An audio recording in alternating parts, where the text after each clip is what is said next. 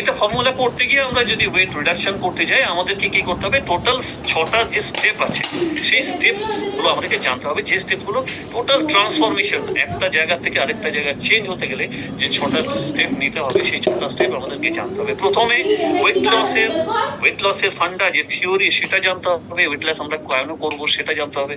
তারপর হচ্ছে weight loss আমরা স্টেপস গুলো কি করব সেটা জানতে হবে। ওয়েট লসের কারণে ফুডস আমরা কি ইনটেক করব, এটা আমাদের খুব বেশি দরকার। ফুড ইনটেক আমাদের কিরকম ধরনের প্যাটার্ন থাকবে সেটা আমরা জানবো।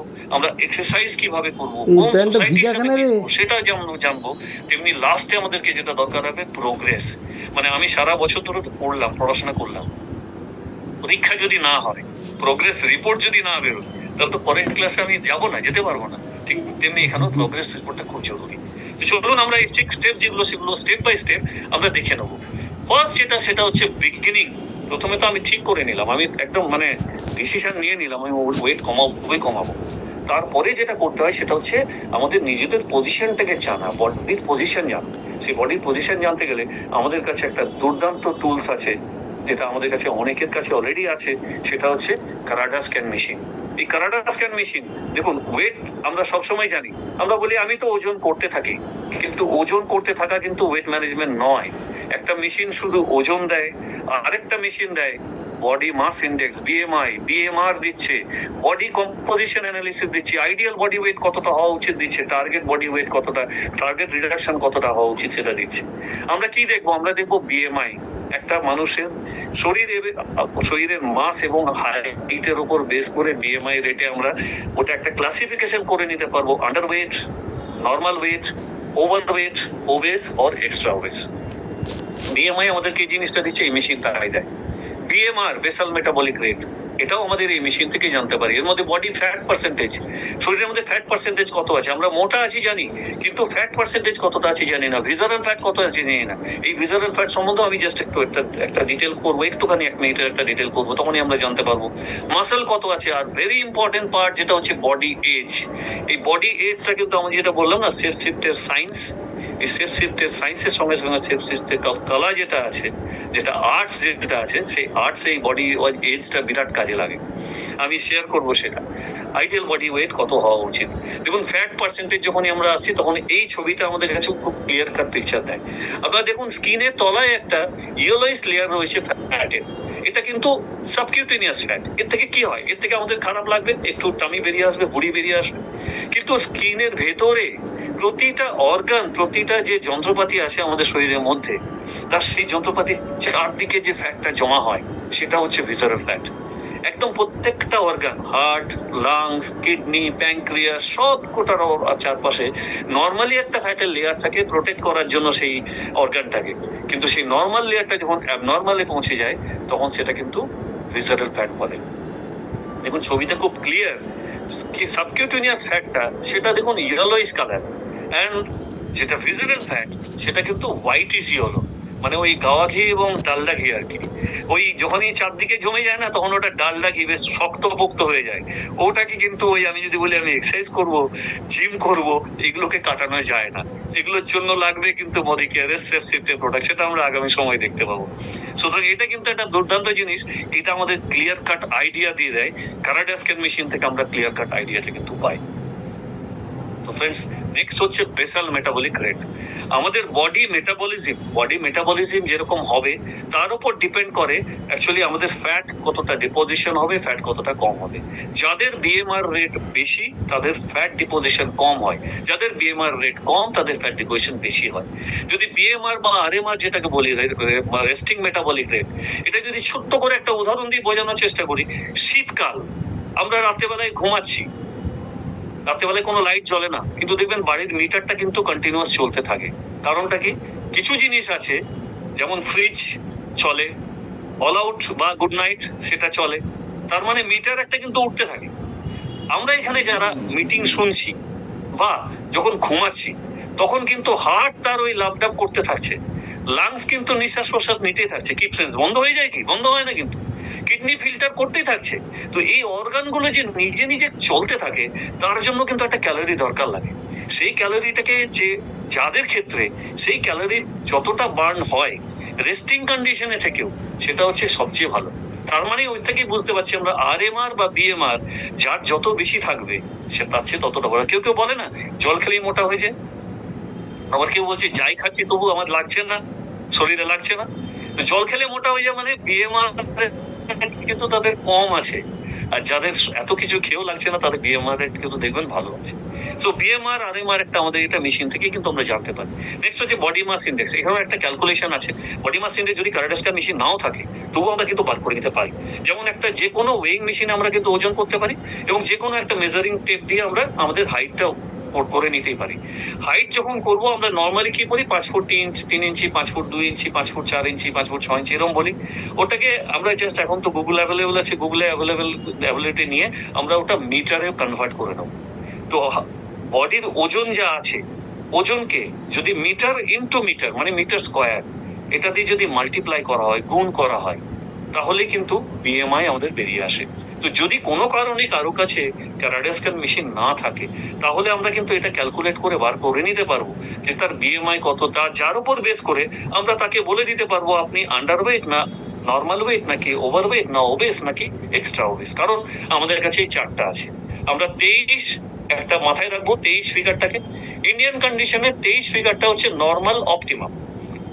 23-এর উপরে যদি যায় ওভারওয়েট বা ওবেস বা এক্সট্রিমলি ওবেস, 23-এর নিচে যদি যায় নর্মাল, বা 18-র নিচে যদি নিচে নেমে যায় তাহলে তখন সেটা হচ্ছে আন্ডারওয়েট। তো এই ক্যালকুলেশন আপনারা নিজে বসে নিজের জাস্ট ওজন যদি জানেন এবং হাইট যদি জানেন, ক্যালকুলেশন করে আপনি BMI এক্ষুনি বার করে নিতে পারবেন। আপনি বুঝে নিতে পারবেন আপনি ওভারওয়েট আছেন না ওবেস আছেন না এক্সট্রিমলি ওবেস আছেন। তো এটা গেল BMI। এবং আইডিয়াল বডি ওয়েট কত, এটাও কিন্তু আমরা একটা ক্যালকুলেশনে বার করে দিতে পারি যে আমার হাইট অনুযায়ী আমার বডি ওয়েট কত হওয়া উচিত। ফ্রেন্ডস, আপনি তো বললেন যে BMI কত হওয়া উচিত, আমি ডাইরেক্টলি জানবো কি করে আমার বডি ওয়েট কত হওয়া উচিত?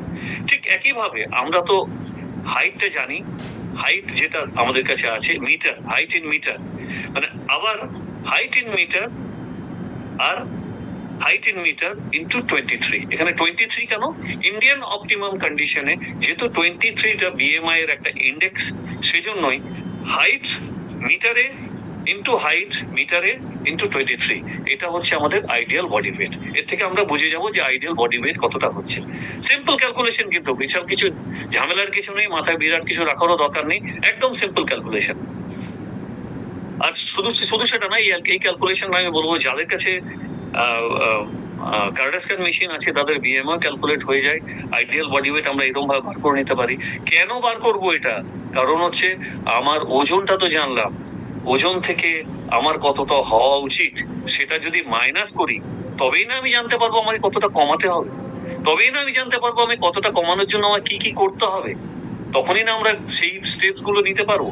তো এটা জানার জন্য আইডিয়াল বডি ওয়েটটা কি, কিচ্ছু না, কারেন্ট বডি ওয়েট যেটা আছে তার থেকে আপনার আইডিয়াল বডি ওয়েটটা মাইনাস করে দিন। এটা একটা এক্সাম্পল দেওয়া আছে, 80 কেজি যদি বডি ওয়েট থাকে 65 কেজি মাইনাস করে দিন আপনার আইডিয়াল বডি ওয়েট, তাহলে 15 কেজি হবে আপনার টার্গেট বডি ওয়েট। তো এটা একদম সিম্পল জিনিস। আমাদের কাছে সলিউশন কি করে করবো? আরে কেন তো জানলাম, কি করে করবো তার সলিউশনটা তো বলো ভাই। হ্যাঁ, কি করে করবো আমাদের কাছে সলিউশন আছে, এবং এটা হচ্ছে 90 days formula. Just 90 days formula. Journey যদি শুরু করতে হয় 90 দিনের মধ্যে আমরা নিজেদের টার্গেট ভ্যালুতে পৌঁছাতে পারি, অবশ্যই করে পৌঁছাতে পারি। কারণ মোদি কেয়ারে আমাদের সুন্দর প্রোডাক্ট এবং talk of the town product এসে গেছে, সেটা হচ্ছে সেফ শিফট। সেফ শিফটের একটা ফুল রেঞ্জ মোদি কেয়ার আমাদের কাছে নিয়ে চলে এসেছে। ফুল রেঞ্জ মানে এর মধ্যে টোটাল 5টা প্রোডাক্ট আছে। 5টা প্রোডাক্ট এই কারণে বলছি, একটা শেকার নিয়ে অ্যাকচুয়ালি 4টে প্রোডাক্ট। কারণ আমাদের কাছে যে প্রোডাক্ট গুলো রয়েছে, সেফ শিফট মিল রিপ্লেসমেন্ট শেক, মিল রিপ্লেসমেন্ট এই কথাটার নামের মধ্যেই কিন্তু আছে। এখানে আমরা মিলকে রিপ্লেস করি। ওই যে বলছিলাম আমরা ডায়েটিং, আমরা খাবো না, খাবার খেতে দেবো না, কিন্তু এখানে কিন্তু আমরা অতটা নিষ্ঠুর হই না।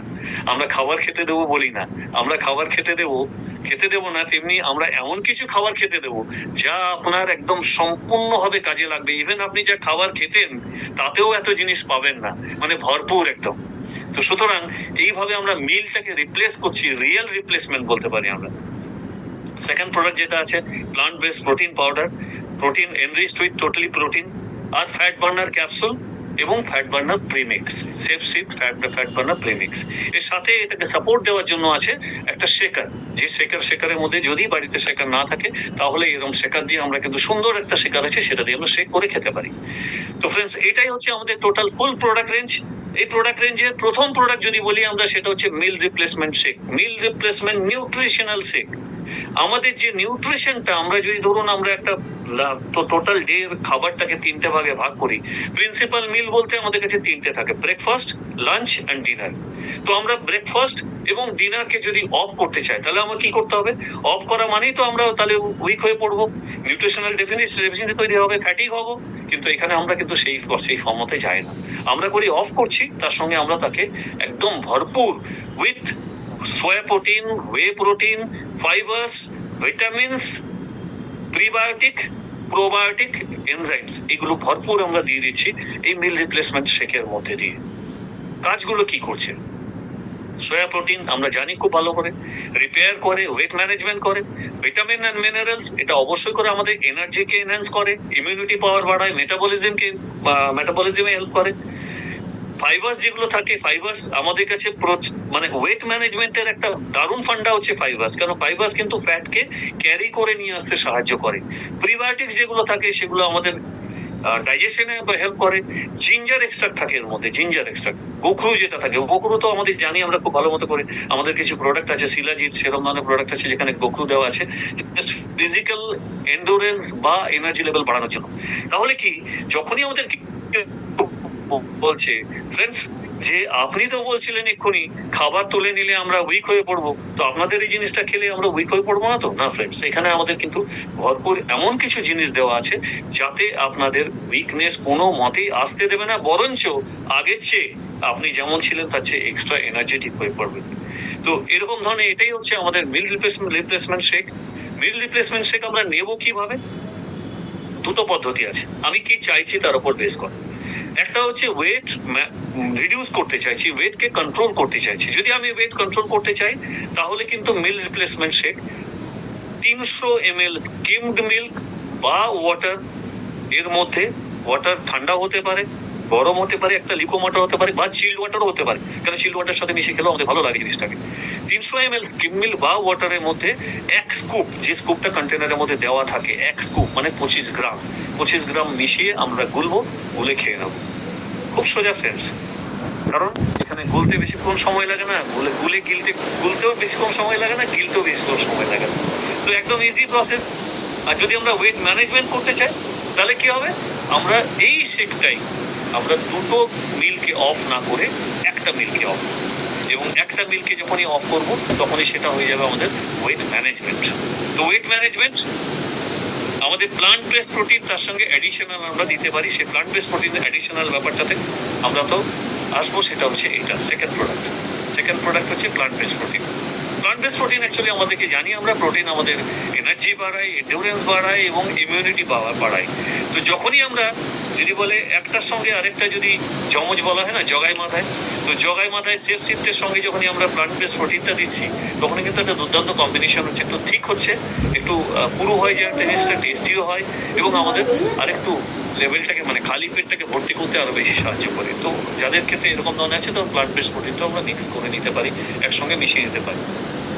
প্লান্ট বেসড প্রোটিনটা কি আছে আমাদেরকে মেনলি দেখতে হবে যে সেফ শিফটের প্রোডাক্ট, তার ক্ষেত্রে কিন্তু এজ বার আছে, মানে 18 বছরের নিচে কিন্তু আমরা সেফ শিফটের এই মিল রিপ্লেসমেন্ট শেক বা আরো যে দুটো প্রোডাক্টের কথা বলবো সেগুলো আমরা দিতে পারবো না। কিন্তু প্লান্ট বেসড প্রোটিন কিন্তু আমরা 5 বছরের উপরেই দিতে পারবো, 5 থেকে 12 বছর 1 স্কুপ করে ডেলি, এবং 12-র উপরে 2 থেকে 3 স্কুপ করে ডেলি, 2 থেকে 3 বার নেওয়া যেতে পারে, এটা কিন্তু আমরা নিতে পারি। সুতরাং এটা কিন্তু আমাদের একদম total blended with enriched protein, যেটা আমরা যে কোনো খাবারের সাথে মিশিয়েও খেতে পারি এবং সেফ শিফটের সাথে, সেফ শিফট মিল রিপ্লেসমেন্ট শেকের সাথে অবশ্যই করে খেতে পারি। নেক্সট প্রোডাক্ট হচ্ছে ফ্যাট বার্নার ক্যাপসুল। এই ক্যাপসুলের মধ্যে একটা